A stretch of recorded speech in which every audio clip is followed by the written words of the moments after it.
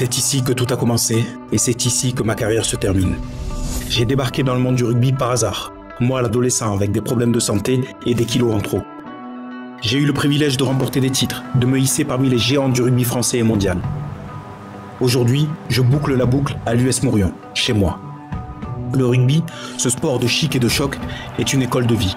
Une arène où l'on s'intègre et où l'on se désintègre, où l'on se détruit pour mieux se reconstruire.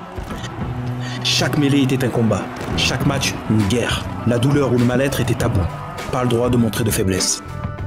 De loin, tout semble magnifique, mais de près, le sport de haut niveau révèle sa violence, physique et mentale. On n'en sort pas indemne. L'envers du décor peut être sombre. Mais le rugby m'a sauvé. Ce sport m'a permis d'être, de savoir-être et de pouvoir être. Les difficultés et les obstacles m'ont permis de monter plus haut. Plus j'échoue, plus je réussis. Plus je trébuche, plus je me relève. Les épreuves m'ont forgé, m'ont poussé à me dépasser. J'ai pleuré, j'ai crié. Et parfois j'ai voulu tout abandonner. Mais je n'ai jamais rien lâché. Pas de remords ni de regrets. Ce qui est fait. J'ai tracé mon chemin. Malgré la pudeur, je veux transmettre et sensibiliser sur les dangers du sport de haut niveau. C'est un devoir. Ce livre est un partage éveillé et éveillant. Nous sommes des êtres de lien, et moi, c'est avec les autres que mes pouvoirs se décuplent.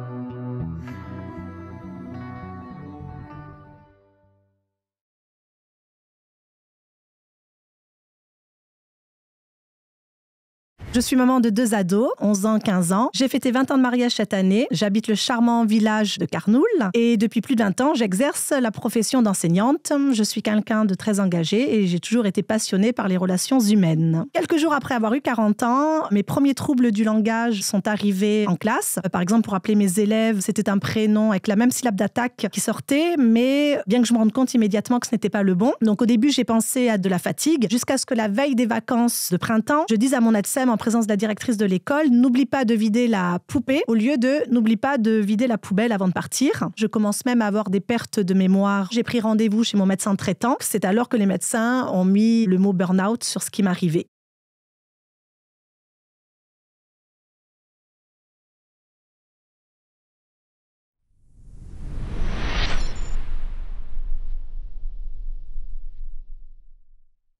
Bienvenue à tous sur Feedback, la chaîne qui renforce le cœur, le corps et l'esprit.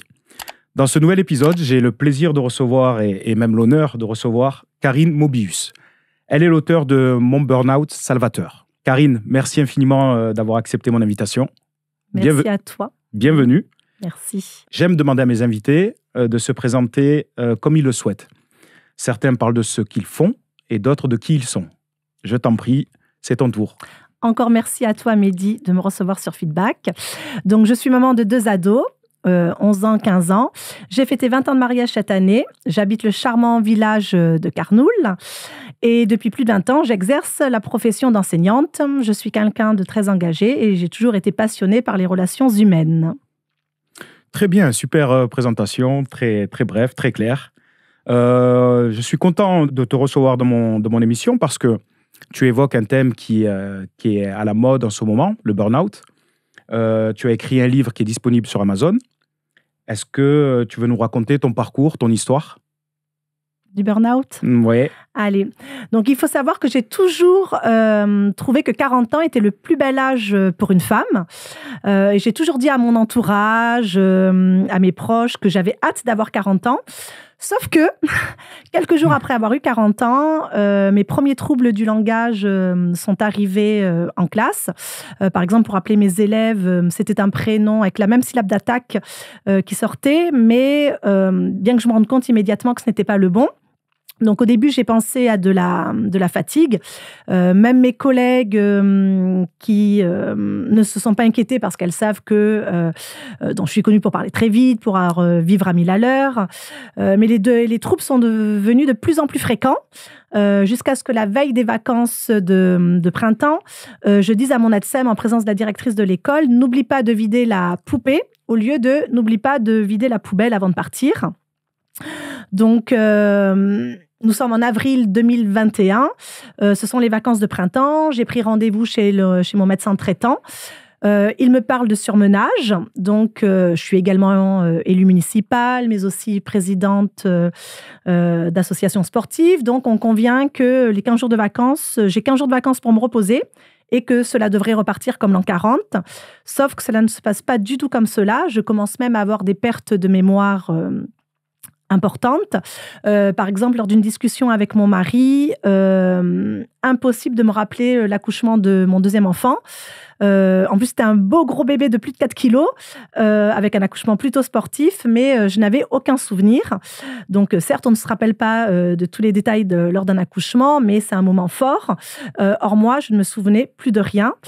Et justement, est-ce que pour toi, ça, c'était un signe d'un problème, d'un souci déjà, ou tu n'en avais pas du tout conscience? Pour l'instant, pas encore. Okay. Donc, d'ailleurs, à ce moment-là, je ne savais pas, mais je ne remettrai plus les pieds dans ma classe pendant 6 mois.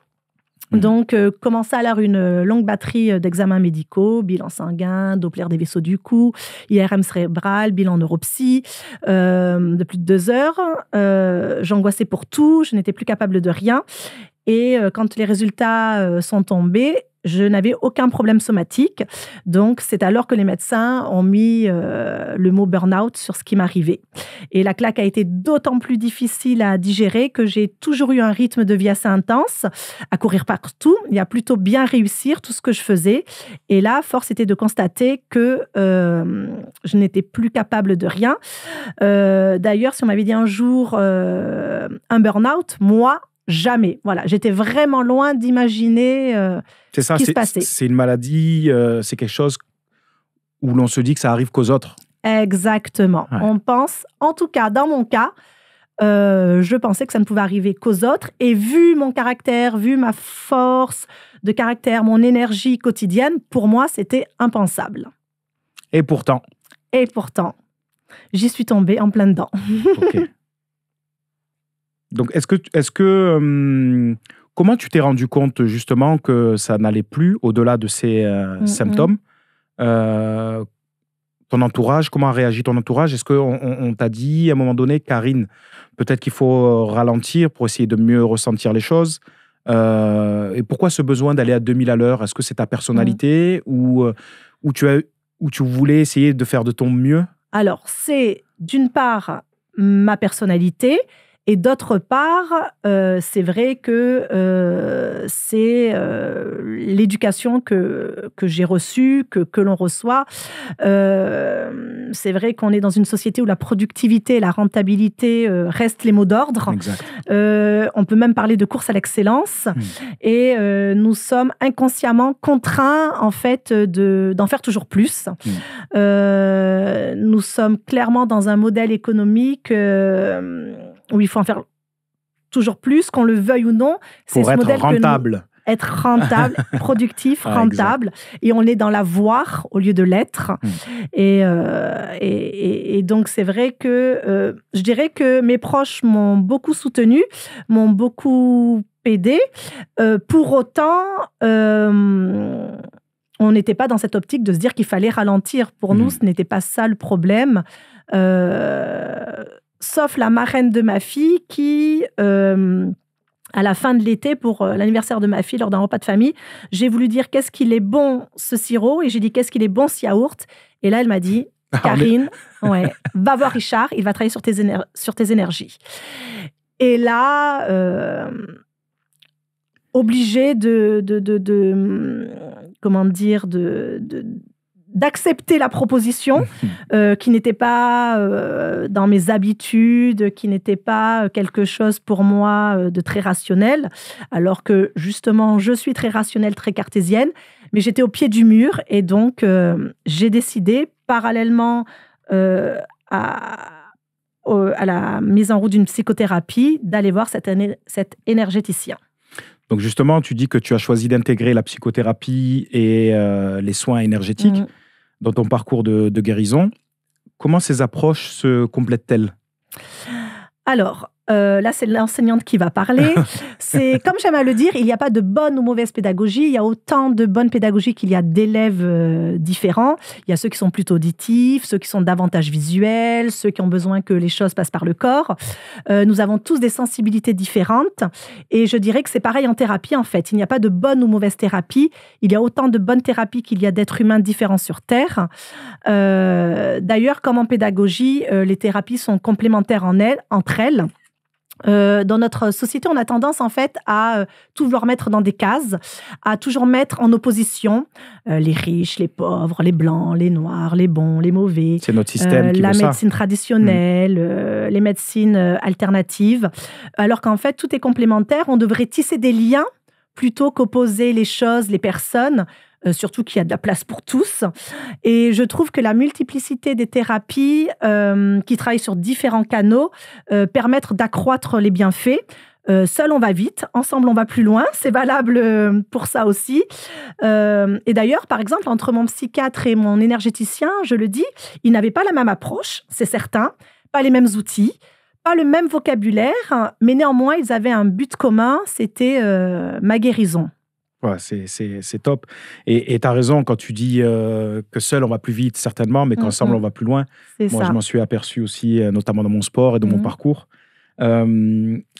T'étais sceptique au départ sur les soins énergétiques. C'est particulier. Certains considèrent qu'il y a un effet placebo, tu vois. Donc, c'est quelque chose de particulier. Alors, j'étais également très sceptique de par ma vision de vie très cartésienne, très rationnelle. Et j'y suis allée un peu contrainte et forcée. Voilà. Mais j'ai appris à découvrir l'intérêt et la richesse, on va dire, de ces approches moins conventionnelles. Parce qu'en fait, les thérapies dites classiques tendent à isoler et à traiter les symptômes séparément. Alors qu'en fait, les thérapies alternatives, elles, ont une approche holistique, donc qui considère l'être humain dans sa globalité, en prenant en compte son corps, son esprit et son âme, sans oublier l'environnement. Donc, en fait, ça intègre des aspects physiques, des aspects émotionnels, l'aspect mental et l'aspect spirituel. Et d'ailleurs, j'aime bien cette citation de Platon qui disait « Les mots MAUX du corps sont les mots MOTS de l'âme. Ainsi, on ne doit pas guérir le corps sans chercher à guérir l'âme. » Voilà. Et les médecines alternatives s'intéressent davantage à la cause qu'au symptôme lui-même et donc à la connaissance de soi, ce qui fait cruellement défaut dans notre société occidentale. Très bien. Tu évoques notamment dans ton livre la société occidentale, le rythme qu'elle impose. Tu as eu la chance de voyager. Oui. Et est-ce que ça t'a permis de prendre conscience de différents modes de vie? Est-ce que ça t'a permis aussi de te guérir quelque part? Alors, suite à cet abandon que j'ai vécu par mon père biologique dans ma jeunesse, j'ai fait comme un blocage. Donc, avant mon burn-out, en tout cas, ce n'était pas en conscience. Mais depuis, effectivement, les nombreux voyages que j'ai eu la chance de faire dans ma jeunesse et puis après plus tard à l'âge adulte, maintenant, effectivement, je prends conscience à quel point dans la société occidentale, où cette course à la réussite, au toujours plus, contribue en fait à l'émergence d'une société en souffrance. Et notre santé mentale, aujourd'hui, est en danger, plus que ce qu'on ne peut penser. D'ailleurs, pour preuve, le burn-out est devenu la nouvelle maladie du siècle et ne touche seulement plus les quadras ou les quinquagénaires, mais aussi les trentenaires, voire même des jeunes qui n'ont pas encore 30 ans. Donc, je pense que l'on aurait beaucoup à apprendre de la société orientale. Et j'aime particulièrement cette citation du Dalai Lama qui dit « Ce qui me surprend le plus chez l'homme occidental, c'est qu'il perd la santé pour gagner de l'argent et qu'ensuite, il perd son argent pour récupérer la santé. » C'est tellement vrai, c'est tout à fait ça. Et donc, effectivement, cette ouverture d'esprit que m'ont inculqué mes parents lors de nos longs séjours à l'étranger quand j'étais jeune, m'ont permis effectivement cette ouverture d'esprit sur une autre vision de vie, de choix, de façon de vivre. Ça t'a permis de voir autre chose. Mais concrètement, qu'est-ce que tu as aimé? Qu'est-ce qui t'a aidé dans cette nouvelle vision? Alors, dans cette nouvelle vision, il y a d'abord cette importance de la santé physique, certes, mais surtout mentale. Je trouve que on n'attache pas assez d'importance à la sérénité mentale. D'ailleurs, longtemps, tout était combat chez moi, même pour des choses insignifiantes. Et en fait, j'ai appris qu'il valait mieux avoir la sérénité intérieure plutôt que d'avoir raison. Et c'est vraiment cette philosophie de vie qui m'a permis d'aboutir à ça, qui était très loin de mon mode de fonctionnement d'alors. Mais ce qui est étonnant, c'est que tu vois, c'est parfois des pays pauvres qui te permettent d'ouvrir les yeux sur les choses simples, se recentrer sur des valeurs simples. Et est-ce que c'est ça aussi qui t'a permis Tout à fait. de te guérir? Il y a Pierre Rabhi, que j'aime beaucoup, qui a écrit Vers une sobriété heureuse. Et c'est tout à fait ça. En fait, on se rend compte que les gens qui n'ont pas beaucoup, finalement, sont tout aussi, voire plus heureux que nous. Ils ne s'embêtent pas avec tout ce qui est... Ils font pas des cris s'ils n'ont pas le dernier iPhone, tu vois. C'est ça, exactement. Et pour avoir habité de longues années outre-mer, effectivement, dans les dom-toms, il y a beaucoup moins de choses, on va dire, de consommation. Et pourtant, les gens ont cette joie de vivre, ont cette sérénité, presque une paix intérieure qu'effectivement, nous, occidentaux, nous n'arrivons pas à trouver, à atteindre. Voilà.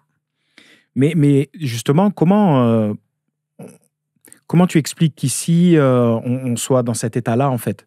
On est le pays qui consomme le plus d'anxiolytiques.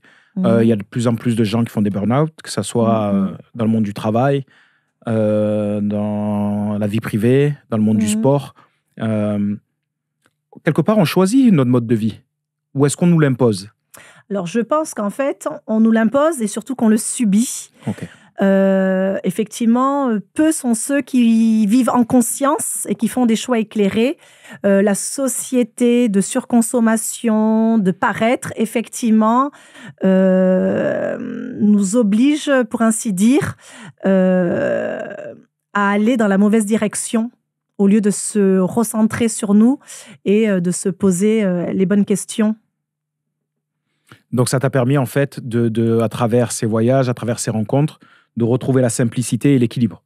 C'est ça, une prise de conscience qui m'a permis de dire qu'il fallait ralentir, prendre le temps, chose que je ne savais pas faire, le temps de prendre soin de soi, de s'écouter, d'observer, de regarder.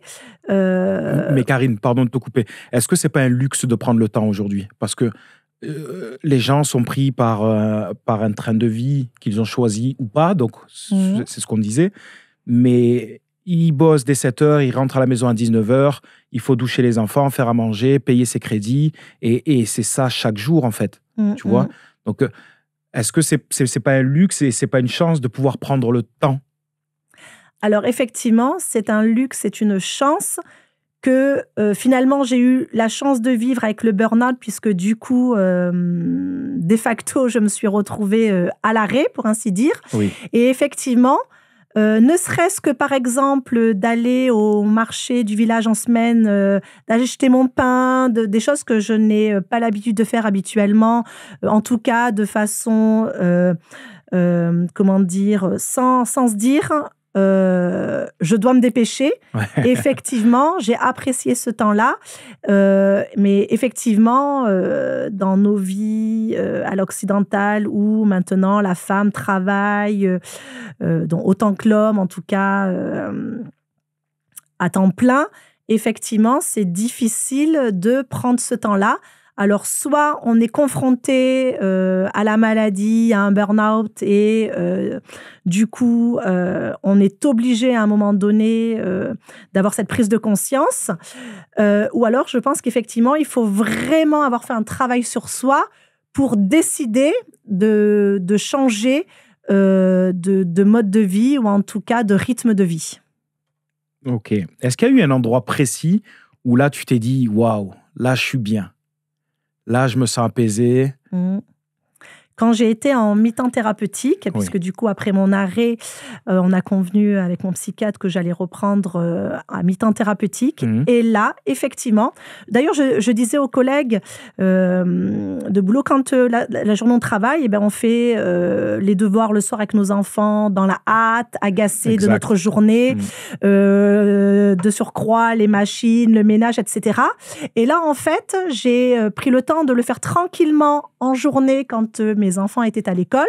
Et du coup, pendant cette période-là, j'ai pu prendre le temps et d'ailleurs apprécier presque la corvée des devoirs que beaucoup de parents connaissent, n'était plus une corvée parce que justement, j'étais suffisamment sereine et ouverte et j'avais fait tout ce qui m'incombait en amont et donc j'étais disponible pour ma famille le soir. Mais ça, effectivement, ça a été possible que lorsque j'ai été en mi-temps thérapeutique, effectivement, quand le matin, on part à 7h30, qu'on dépose les enfants à la garderie, qu'on les récupère le soir, pour beaucoup, encore à la garderie, qu'on rentre et qu'on sait très bien, on dit qu'on a une deuxième journée qui commence après notre première journée. Effectivement, il est difficile de pouvoir prendre le temps. Et est-ce que ça a demandé une réorganisation de ton foyer aussi, une répartition des tâches, quelque chose qui pour t'aider aussi à... Mon mari serait là. Parce que j'ai l'impression que ça t'a aidé aussi pour les tâches ménagères, etc. Si c'est une technique, le burn-out, je veux bien essayer. Mon mari te dirait que les tâches ménagères, elles étaient déjà très bien réparties, voire mal réparties, mais à son... Contre lui, le pauvre. Exactement. Non, mais c'est plutôt vraiment une prise de conscience, une organisation différente, mais plutôt, je dirais, des choix de vie, comme savoir dire non. Parce que on le dit souvent, avant de dire oui à quelqu'un, assure-toi que tu ne te dis pas non à toi-même. Oui. Voilà. Donc en fait, au-delà de l'organisation, c'est plutôt toute cette prise de conscience et tout ce que j'ai pu mettre en place pour justement permettre de davantage m'écouter. Écouter les signaux de mon corps que jusqu'alors, je m'étais obstinément... que je ne voulais pas écouter. Même pas, même pendant, je me rends compte qu'en fait, j'ai eu tellement de signaux.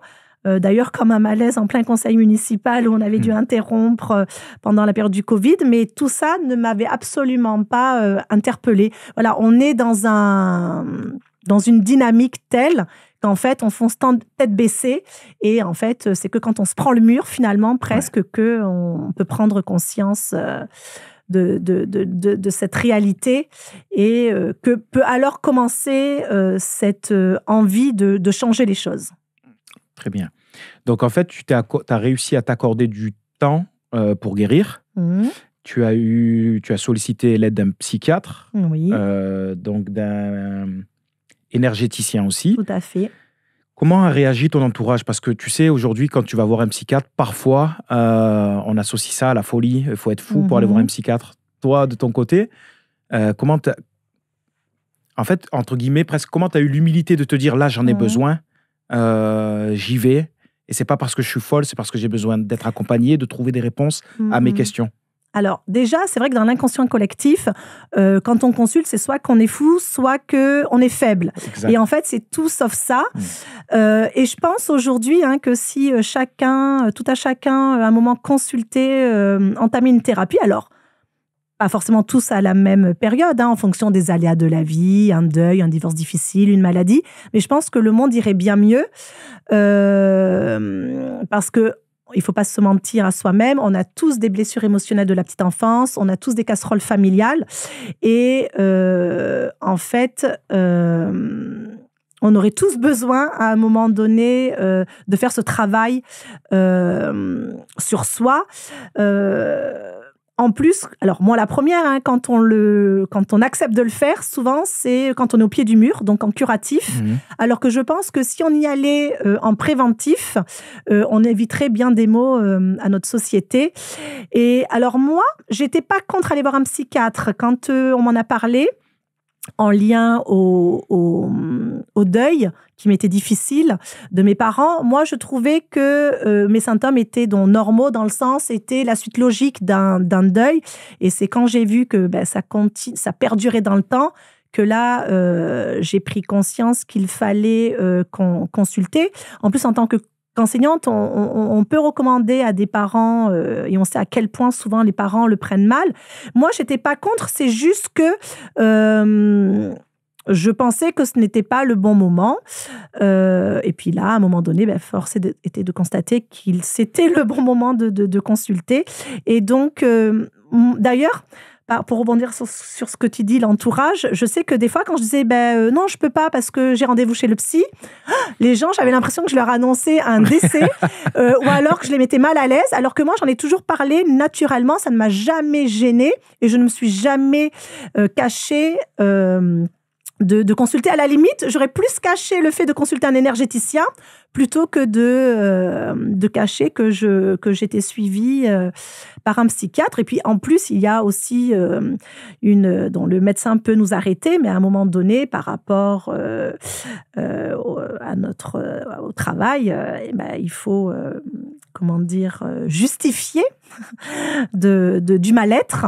Et donc, effectivement, après, on nous oriente, on va dire, d'office vers un psychiatre au bout d'un laps de temps, effectivement, pour une prise en charge et une reconnaissance, on va dire, du problème, de la maladie. Voilà.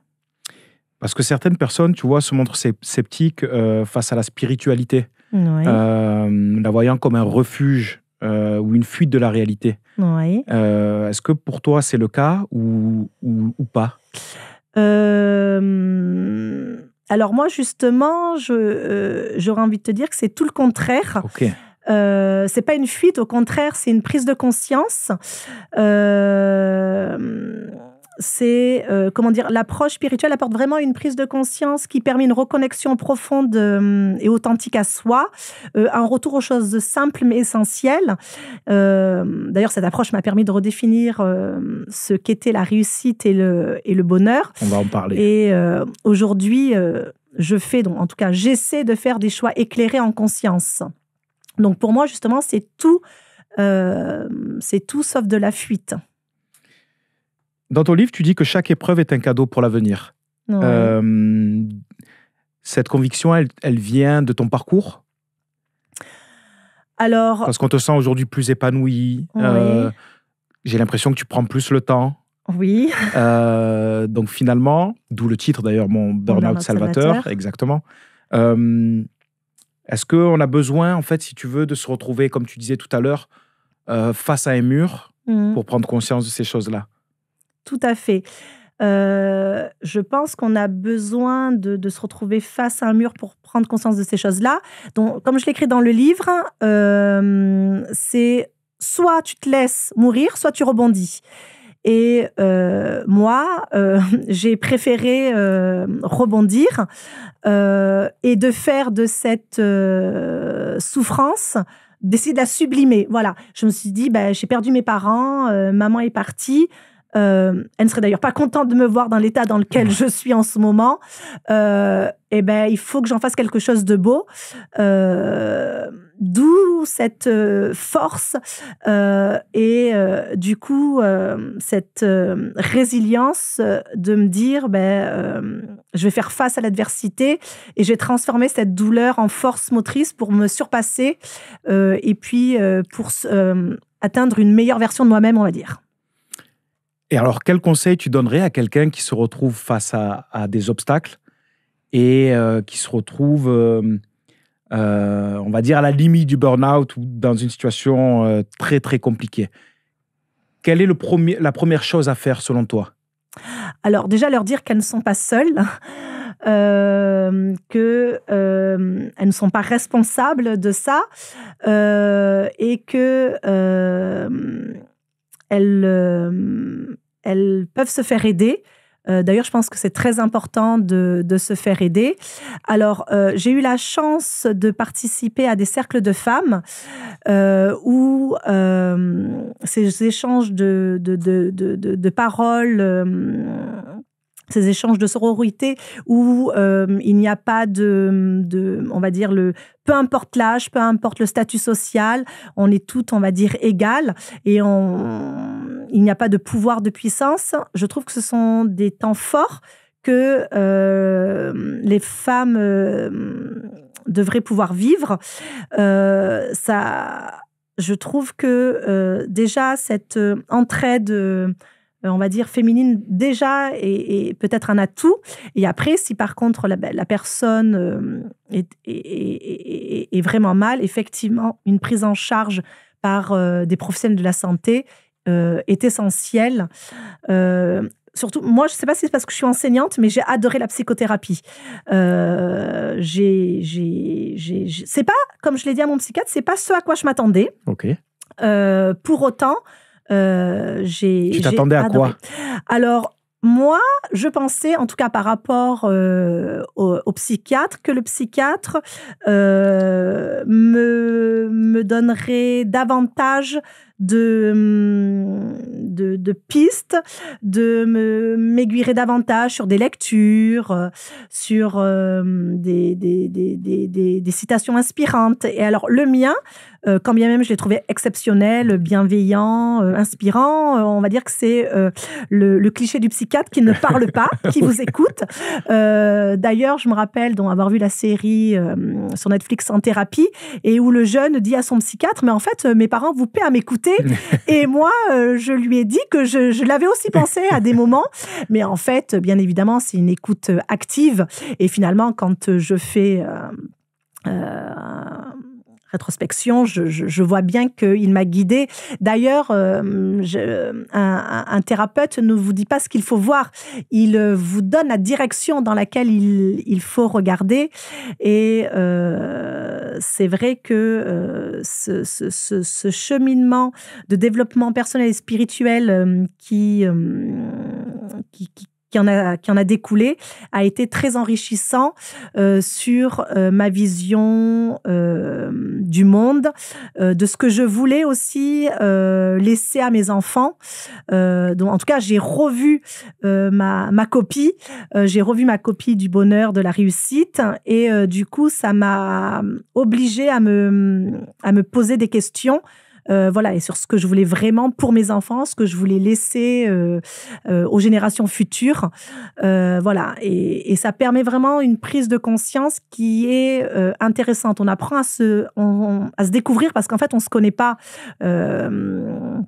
On est ce que les autres disent de nous, on est ce que nos parents sont, mais en fait, on ne se connaît pas, et du coup, une psychothérapie nous permet vraiment ce travail profond et authentique. Ok, donc tu parlais de réussite. Donc maintenant, après cet épisode, ce difficile épisode de ta vie, que signifie le mot réussite pour toi? Est-ce que j'aime souvent me demander à mes invités, est-ce que c'est le nombre de likes? Est-ce que c'est le nombre de vues sur les réseaux? Alors ça ne fait... Est-ce que c'est le nombre de copines? Ça n'enrichit que l'ego. Voilà. Ça n'enrichit que l'ego. Alors, qu'est-ce que c'est pour toi? Alors, pour moi, maintenant, dans l'inconscient, on va dire collectif, dans la société occidentale, réussir sa vie, c'est avoir un bon job, une belle situation. Ce sont toutes ces choses extérieures, en fait. Et maintenant, en fait, je me rends compte que la réussite, déjà, vivre. Je pense que c'est la plus belle... Vivre heureux, c'est la plus belle des réussites. Et on mise beaucoup souvent sur des faits extérieurs. Mais j'aime bien cette citation de Bouddha qui dit qu'en fait, notre bonheur ne dépend d'aucune chose, d'aucun fait extérieur, mais en fait de nous-mêmes. Et finalement... c'est à nous de construire ce bonheur, mais Finalement, le bonheur, ce sont les choses simples, ce sont les choses authentiques et c'est pas se paraître, c'est like, c'est sur tout ce qui est réseaux sociaux. Le nombre d'abonnés. Le nombre d'abonnés, exactement. Donc, est-ce que pour toi, on a besoin de traverser une crise pour comprendre ce qu'est la réussite Est-ce qu'il y a besoin de toucher le fond, en gros, pour se dire que quand même, on a de la chance quand même, et faire éventuellement les changements dont on a besoin de faire La citation... Pourquoi on n'y arrive pas lorsqu'on est dans notre quotidien? On n'arrive pas à se dire là, je vais trop vite. C'est ce que... parce que j'ai reproché à mon psychiatre, mais c'est ce que je lui ai... dit. D'ailleurs, la citation d'ouverture de mon livre, c'est en touchant le fond, en fait, que l'on remonte à la surface. Et qu'on se redécouvre. C'est malheureux, mais malheureusement, c'est ça. Et d'ailleurs, mon psychiatre m'avait dit, mais vous savez, Madame Berne, les temps de croissance économique font toujours suite à des temps de crise. Et en fait, c'est pareil pour l'être humain. En fait, notre croissance personnelle a lieu après des temps de crise. Et je me rappelle lui avoir dit, mais pourquoi faut-il vivre ça pour ensuite toucher ça du doigt? Et je pense que c'est le propre de l'être humain. Il faut toucher le fond, il faut se retrouver face au mur pour réagir. C'est vrai, parce que c'est marrant, parce que même moi, dans mon parcours, si je veux faire un petit parallèle, c'est souvent quand j'ai été dos au mur que j'ai donné le meilleur de moi-même. C'est ça. Tu vois, c'est quand il faut aller chercher des ressources auxquelles on... Insoupçonnées, qu'en fait on a tous entre nous. Exactement, mais qu'on a au fond de nous en réalité. Donc on a parlé de la réussite, Karine. Alors maintenant, tu as parlé de bonheur. Qu'est-ce que c'est que le bonheur pour toi? Parce que tu as dit tout à l'heure que c'était vivre en bonheur. C'est profiter de l'instant présent, vivre en conscience, faire des choix éclairés, c'est profiter des choses simples. On veut toujours plus grand, plus beau. Et en fait, on se rend compte que le vrai bonheur, il est dans les choses simples, les choses même du quotidien. Et c'est vrai que on a toujours... En fait, on est des éternels insatisfaits. Oui. On ne se satisfait jamais de ce que l'on a. On veut toujours plus. Et d'ailleurs, on dit, le bonheur, ce n'est pas avoir ce que l'on veut, mais c'est savoir apprécier ce que l'on a. Et je trouve ça vraiment juste. Wow. Et c'est ça.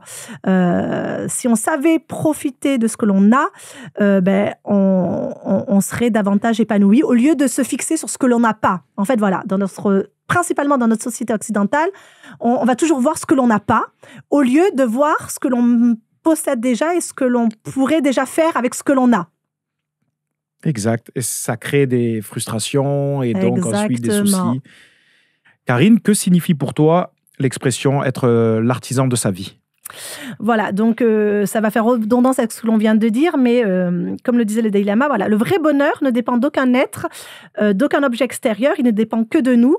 En fait, on est les seuls responsables de notre vie. Alors, il faut pas blâmer, on ne peut blâmer personne pour ses erreurs.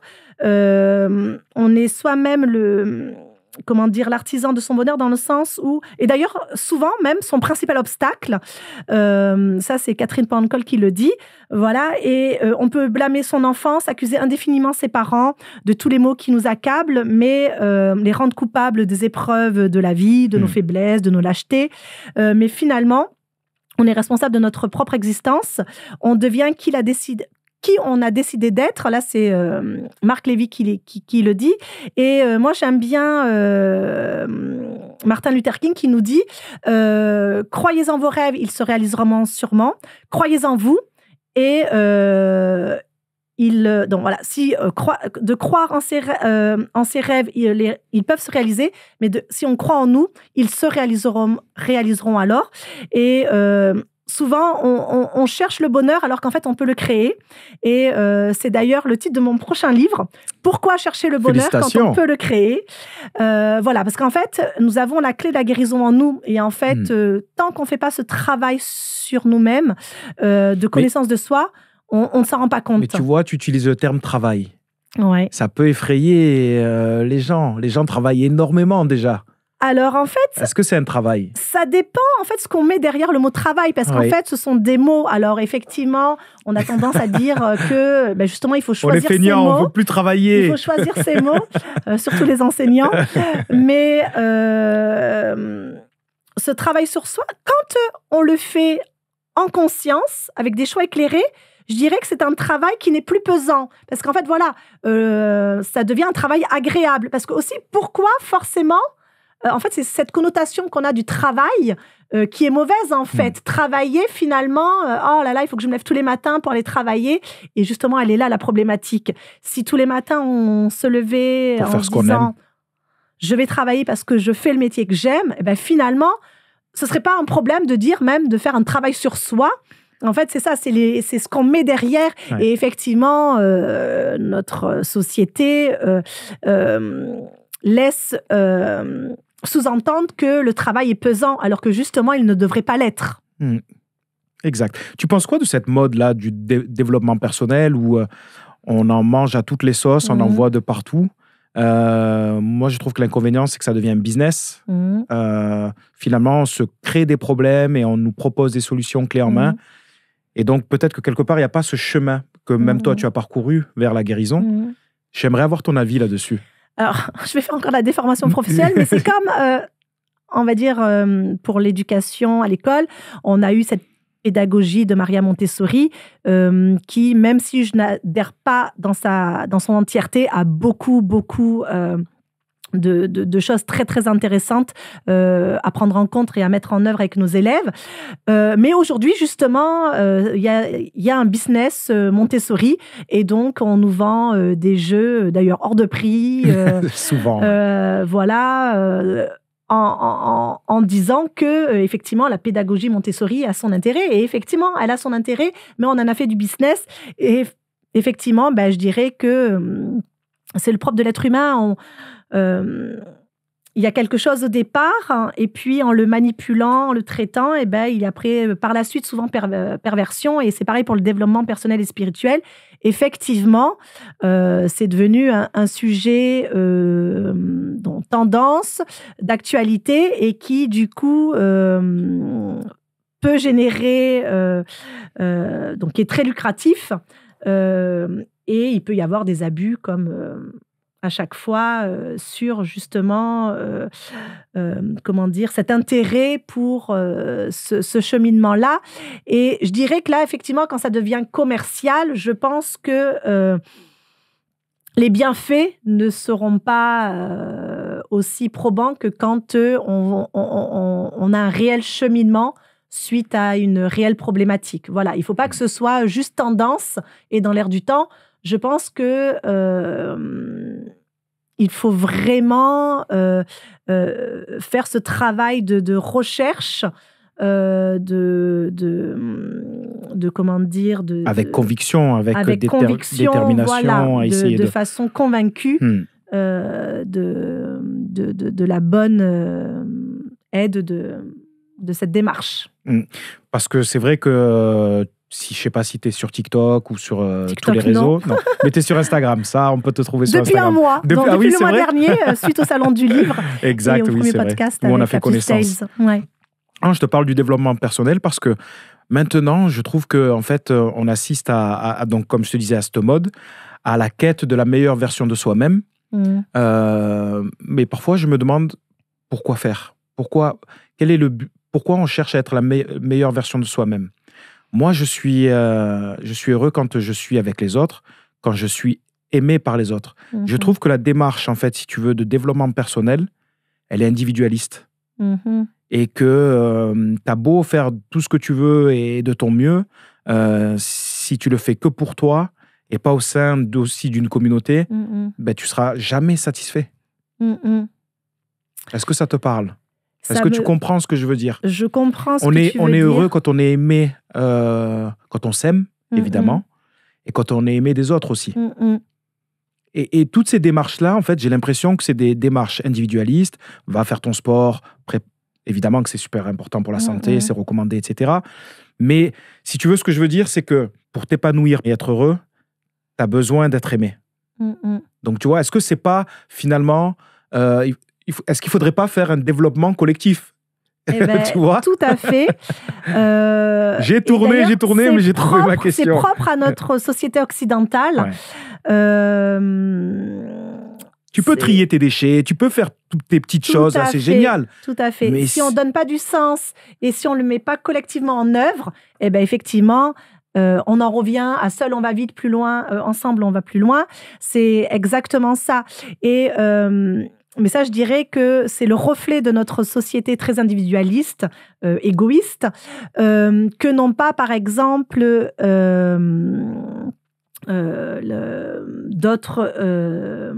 d'autres cultures, comme par exemple en Afrique. Et d'ailleurs, là, je fais un reset. Je n'arrive pas à m'en rappeler. J'en parle dans le livre. Il faudrait que c'est... oh mince, l'Ubandi, me semble-t-il. Il faudrait chercher sur Google. Il faudrait que notre ami Google nous le dise. En fait, j'en parle dans le livre. C'est très intéressant. C'est un photographe qui est qui a côtoyé une civilisation primitive dans le sens qui n'a pas été encore impactée par la société de surconsommation, etc., etc. Et en fait, il met un panier de fruits et il dit à une dizaine d'enfants, le premier enfant qui atteint le panier de fruits gagnera le panier de fruits. Et donc là, il lance le départ. Et là, il voit tous ces enfants africains se donner la main et qui, main dans la main, avance jusqu'au panier de fruits. Et là, il se dit, mais alors, ils n'ont pas compris ma consigne, je comprends pas. Et donc, quand il les interroge à la fin, ils disent, mais je comprends pas. Il y en a un qui pouvait gagner le panier de fruits et vous avancez main dans la main. Et en fait, dans leur langage, donc Ubandi, ça signifie je suis parce que nous sommes. Et en fait, c'est vraiment ça. Voilà, eux ne voient pas l'intérêt, comme nous occidentaux, genre les soldes, à s'arracher les uns les autres, les meilleurs promos du magasin. Eux, ils avancent main dans la main et ils disent qu'ils en sortent grandis. Et je pense qu'effectivement, c'est eux qui détiennent le secret du bonheur et qui sont sur la bonne voie. Et nous, on se perd dans notre individualisme, dans notre... nous sommes des êtres égocentriques. Et c'est vrai que souvent, on retrouve ça dans toutes ces civilisations autochtones qui n'ont pas été encore, rattrapées par la société de consommation. Donc, j'ai eu la chance de vivre en Amazonie. Et c'est vrai que j'ai eu la chance de rencontrer... des Amérindiens qui vivent encore assez excentrés de toute civilisation. Et c'est vrai que quand on voit que finalement, ils paraissent si heureux, sans maladie, et que nous, au quotidien, on est malade. Donc, en fait, on se crée nos maladies par notre façon de vivre, notre rythme. C'est ça, voilà. Et effectivement, je pense que on devrait peut-être, au-delà du développement personnel et spirituel, se pencher sur l'intérêt du collectif. Et d'ailleurs, les valeurs que prône, par exemple, le rugby, voilà, ces valeurs on est fort ensemble. Exact. Et on se construit ensemble. C'est ce que je disais, moi, sur le livre, dans mon livre, c'était qu'on est des êtres de lien. Et moi, mes pouvoirs se décuplent quand je suis avec les autres, tu vois. Et je pense que c'est le cas pour tout le monde. L'union fait la force. L'union fait la force, exactement. Et il y a même une phase spécifique dans le rugby qui est la mêlée, où tu peux être le plus fort tout seul, où tu peux être le plus costaud. Mais si tu n'as pas les 7 autres coéquipiers qui t'aident à pousser, tu n'avanceras pas, tu vois. Donc, c'est intéressant le lien que tu fais avec le rugby. Forcément, ça me parle, tu vois.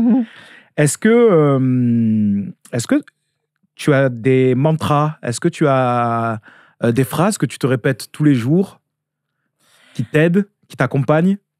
Alors, il se trouve que il y a 27 chapitres dans mon livre, et chaque chapitre est clôturé par une citation inspirante. Donc, effectivement, moi, je les appelle pas forcément des mantras parce que justement, par rapport à ce que tu disais tout à l'heure, ce business du développement personnel, voilà, on va dire, comme je suis à la base très cartésienne rationnelle, je suis pas forcément tombée tel quel dans la marmite. Voilà, j'essaie de trier ce qui me correspond, ce qui me convient le mieux. Donc, voilà. Mais effectivement, j'ai beaucoup de citations qui m'inspirent. Mais je n'ai pas forcément de mantra. Voilà. Ou alors, donc, ce serait plus de la... comment dire... Une citation. La pensée positive, voilà, c'est ça. De voir les choses positivement, de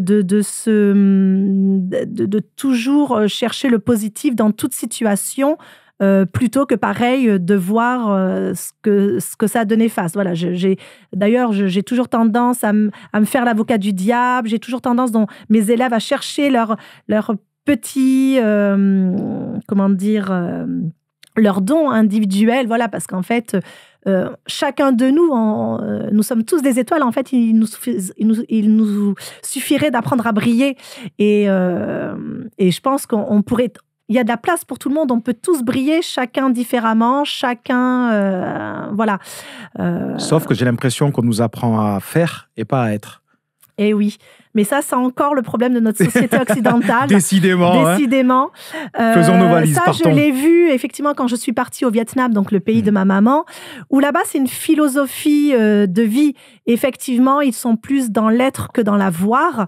Nous, c'est posséder. Et nous, voilà, nous, la richesse, c'est cette richesse matérielle, alors qu'en fait, la richesse du cœur est tellement plus fédératrice et tellement plus,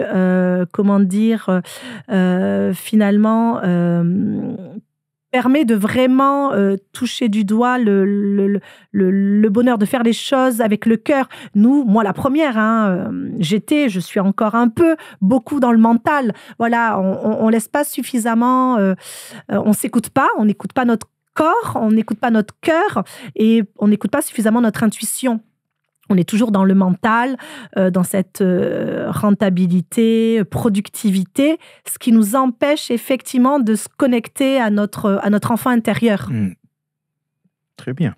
Est-ce que tu as un livre ou un film ou une citation à partager pour nous tous ? Le bonheur n'est pas la destination, mais le chemin. En fait, on court toujours après le bonheur. On se dit « Ah !» Quand j'aurai ça, quand je serai arrivé à ça, enfin je serai heureux. Et donc on croit qu'en fait le bonheur c'est la destination, alors qu'en fait c'est le chemin, c'est le quotidien, c'est tout ce qu'on met en œuvre quotidiennement qui permet ce cheminement vers le bonheur. Voilà. C'est vrai ce que tu dis, parce que j'avais un invité il y a quelque temps. Il est coach sportif de personnes connues, plutôt aisées.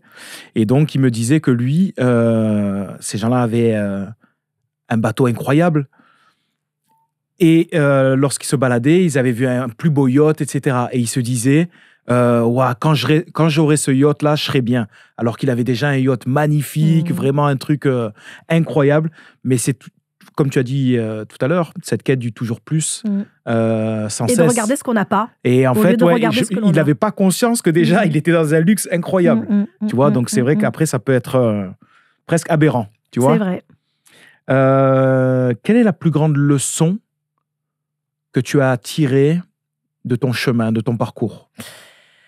Je dirais qu'il ne faut jamais abandonner. Toujours garder espoir. Mon psychiatre, d'ailleurs, quand je pleurais, que j'étais au plus mal, me disait « Il faut s'arroser d'espoir un peu chaque jour. » Toujours garder en tête que dans la vie, tout est temporaire. Rien n'est immuable. Tout a une fin, aussi longue soit-elle, à arriver. Je dirais qu'il faut parfois remercier la goutte d'eau qui fait déborder le vase, parce que c'est souvent grâce à elle que le changement commence. Et surtout, comme le dit Nietzsche, ce qui ne nous tue pas nous rend plus forts. Et c'est vraiment ça. L'important est de ne jamais oublier qu'une épreuve est une occasion de grandir, en fait, et d'aller chercher en soi une force Il y a un courage qu'on ne soupçonnait même pas. Et en fait, toutes les tempêtes ne viennent pas gâcher votre vie. Certaines viennent nettoyer votre chemin. Et on en revient à cette prise de conscience que le bonheur, ce n'est pas la destination, mais ce chemin. Voilà. Exact. Si tu pouvais transmettre un message aux jeunes générations, lequel serait-il?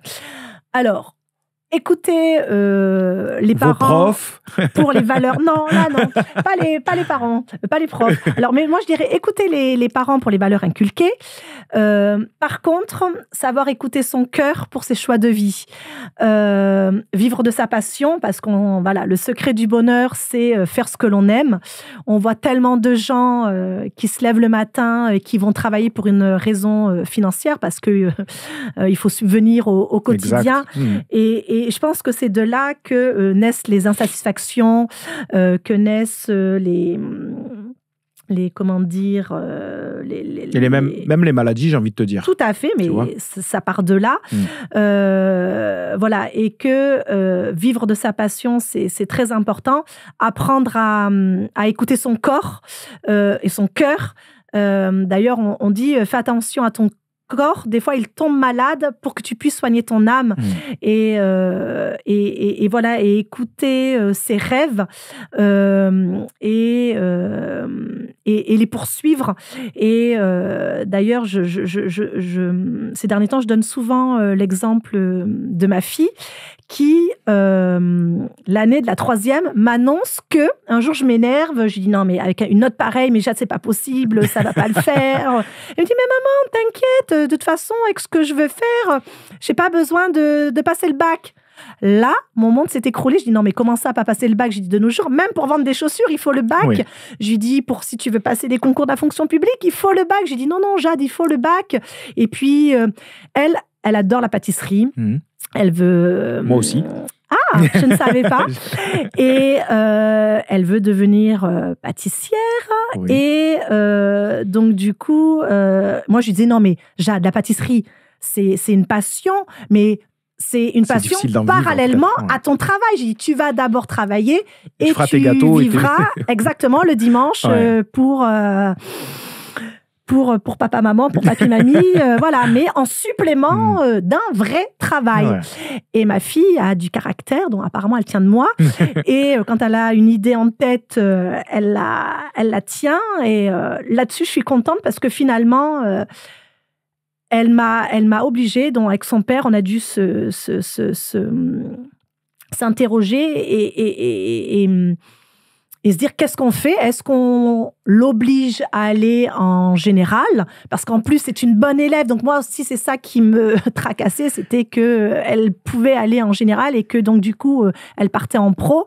Et en fait, aujourd'hui, quand je vois en l'espace de 3 mois ce qu'elle a appris et surtout la banane avec laquelle elle va tous les jours au lycée, alors que je vois ses camarades d'avant dire « Oh là là, j'ai des devoirs. Oh là là, j'en peux plus, j'en ai marre, je suis fatiguée. » Et elle, en fait, elle sait ce qu'elle veut faire. En plus, elle a des projets plein la tête. Et aujourd'hui, je suis fière d'avoir accepté ce choix-là. Et je le reconnais, sans ce burn-out, je pense que, comme beaucoup, je l'aurais obligée à aller en général. Ensuite, je l'aurais peut-être obligée d'aller sur les bancs de la fac et en fait, elle n'aurait rien produit. Et là, en fait, aujourd'hui, elle sait ce qu'elle veut faire. Elle a des idées, des projets plein la tête et de la voir vivre de cette passion et voir ce qu'elle est capable de faire là en l'espace de 3 mois, on va dire 2 mois, 3 mois d'école, ce qu'elle a appris. Je trouve ça fantastique. Et là, finalement, je suis fière de moi dans le sens où je suis fière d'avoir accepté ce choix de vie qui, au départ, je l'avoue, ne m'emballait guère. Karine, ce choix, il t'emballait pas. Pourquoi? Est-ce que c'était par rapport au regard des autres? Toujours cette société de paraître, de vision de la réussite où il faut avoir un job qui qui est reconnu par ses pairs, qui touche bien. Et c'est vrai que pour le coup, la pâtisserie, c'est un monde que j'ignore totalement. Ouais. Pour le coup, je ne suis absolument pas bonne cuisinière, encore moins pâtissière. Donc, en fait, comme souvent aussi, c'est cette méconnaissance et cette peur de l'inconnu, comme on a peur de l'inconnu, même entre nous, êtres humains. Et bien, pareil, c'était cette peur de l'inconnu, le monde de professionnel que je ne maîtrisais pas. Et aussi, je l'avoue, le regard des autres. Et pourtant, depuis que je relate le choix de ma fille, tout le monde me dit, mais c'est extraordinaire. Eh oui, c'est génial. Mais c'est Exact. génial. À son âge, savoir ce qu'elle veut faire, ses projets de vie là. Voilà. Donc finalement, je suis vraiment contente. Et pourtant, je me rappelle, le jour où elle me l'a annoncé, il se trouve que le soir même, je voyais le psychiatre et je disais, mais qu'est-ce que j'ai fait au bon Dieu? Pourquoi ma fille veut-elle devenir pâtissière? Ouais. Et pour moi, c'était donc inenvisageable, ou en tout cas, mes rêves s'écroulaient, quoi. C'est pas ce que j'avais envisagé pour ma fille. Et aujourd'hui, je me rends compte que finalement, elle a fait le bon choix et que j'ai été sage d'écouter son choix. Bravo, j'imagine que c'est... Mais que le burn-out a contribué à cela. Ce fameux burn-out salvateur. Ce burn-out, entre autres, salvateur. Exact. J'ai une dernière question avant que l'on conclue l'émission. Karine, est-ce que tu es heureuse aujourd'hui? Alors, si on part du postulat qu'être heureux, c'est se lever le matin en joie, alors je suis effectivement heureuse. En tout cas, je m'y attelle chaque jour. Je me lève tous les matins avec pour mission de vivre pleinement et sereinement. Chaque jour qui m'est offert, qui m'est donné. Parce que la vie, c'est le plus beau cadeau. Le plus beau des cadeaux, on ne connaît pas notre capital vie. Nous ne sommes que de passage sur Terre. Alors, soyons heureux, autant faire que se peut.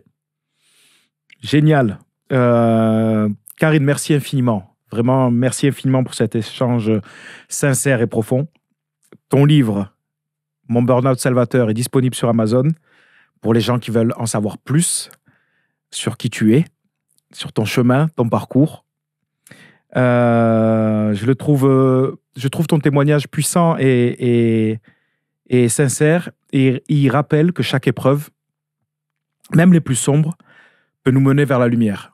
Et pour ça, je te remercie. Merci infiniment de m'avoir accordé du temps. Merci à toi. À bientôt, au plaisir. On est ensemble. Oui. C'était Feedback, la chaîne qui inspire et qui renforce le corps et l'esprit. Merci à tous de nous suivre. À bientôt pour un nouvel épisode.